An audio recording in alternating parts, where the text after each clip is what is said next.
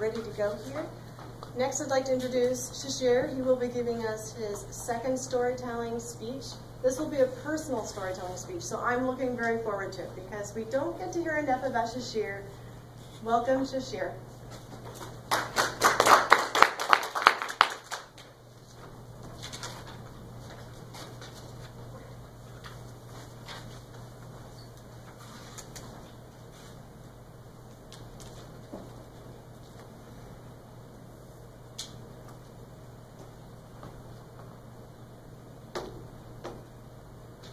So I was once on a flight from New Delhi to Mumbai in India.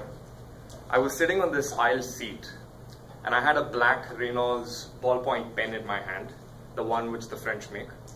And with my left hand as a canvas, I began making patterns. That looks pretty amazing.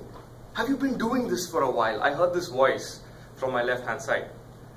I turned around to see where it's coming from and I saw this man looking very keenly at my left arm.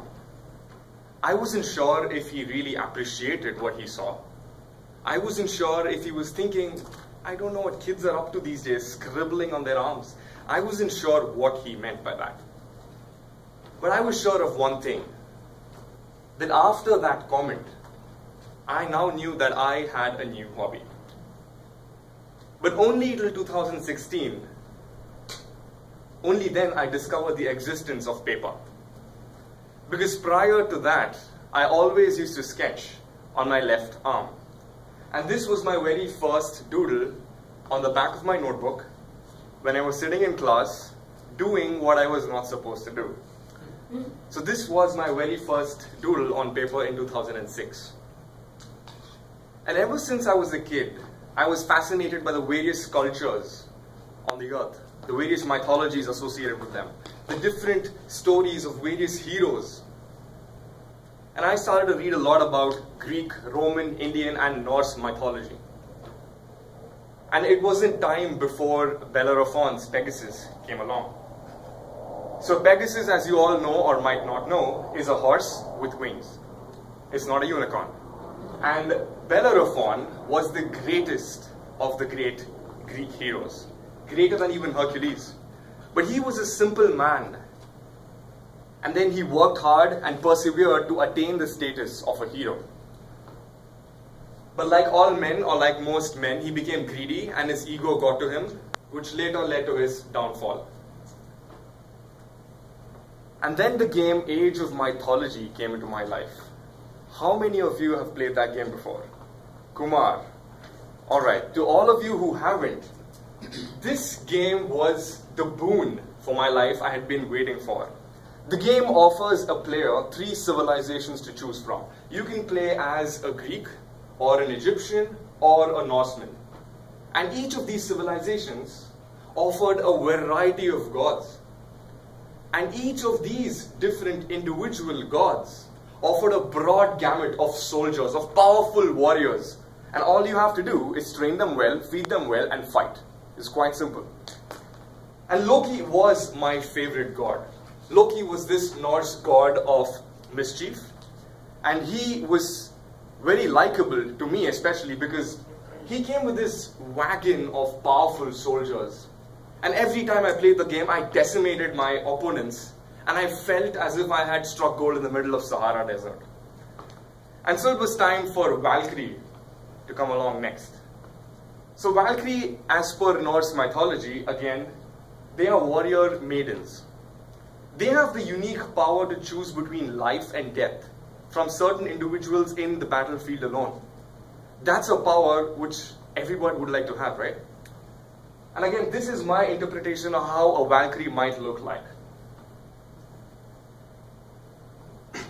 The time was now 2011, and I moved to North Carolina to pursue my master's.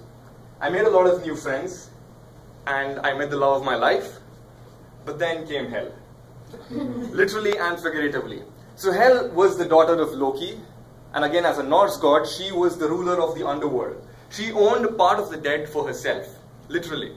She had half a face which was living, and the other half was dead. Again, this is my interpretation, and try to see if you can find some animals over there. I know it's a little grossed out if you think it that way, but try to see if you can spot something unique in that picture. Now 6 months down the line, after hell, I graduated.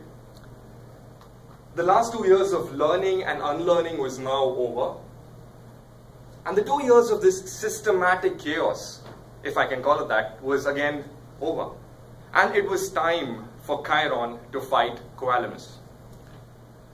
Chiron again was a centaur. In Greek mythology, he was half man, half horse. He was noble, articulate, well-read, and wise. But Coalamus was his Greek god of stupidity. And he hated Chiron for obvious reasons. And here I show Chiron fighting Coalamus. And Coalamus is represented by the various elements of nature. The sun, the earth, the rain, the wind, which sometimes can be very inharmonious. A few years down the line, it's 2015 now, and my girlfriend and I, and our parents and our families decided that it's time we get married. And it was time for the Aquarian to strengthen his bond with the Phoenix. Well, I'm pretty sure you can guess the story behind this particular doodle. My zodiac sign is the Aquarian, and my wife's is the Aries. Aries is related to the element of fire, and the fire is related to the bird Phoenix, and thus the Phoenix and the Aquarian. Can I have a show of hands if you can see where the Aquarian is in this picture? Okay, 1, 2, maybe. Alright, so the Aquarian's right here. You see his big, huge biceps. He's flexing his biceps, and he has a pot which he is held upside down almost, and with water flowing through the pot. And there's my name right next to it. And that's his face and his beard and his eyes.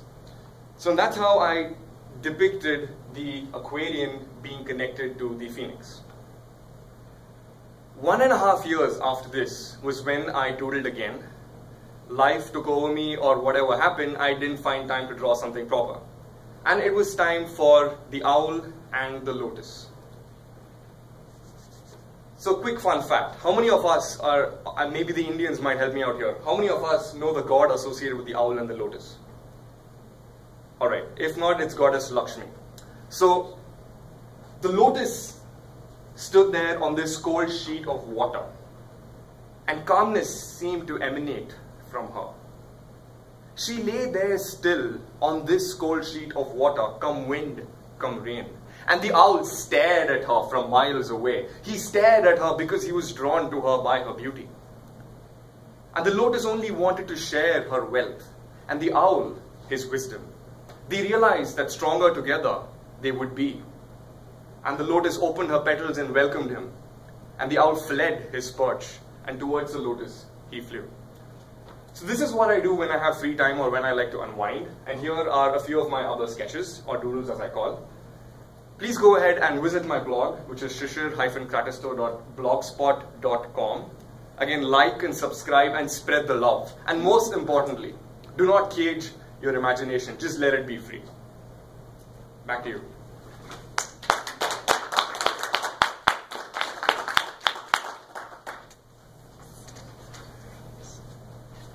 Okay, let's take a minute to fill out our comments for Shishir's speech. I didn't even have a clue that you were quite the artiste, nor that John was a tennis player. Just, you know, appearances, you never know. Just what lies beneath.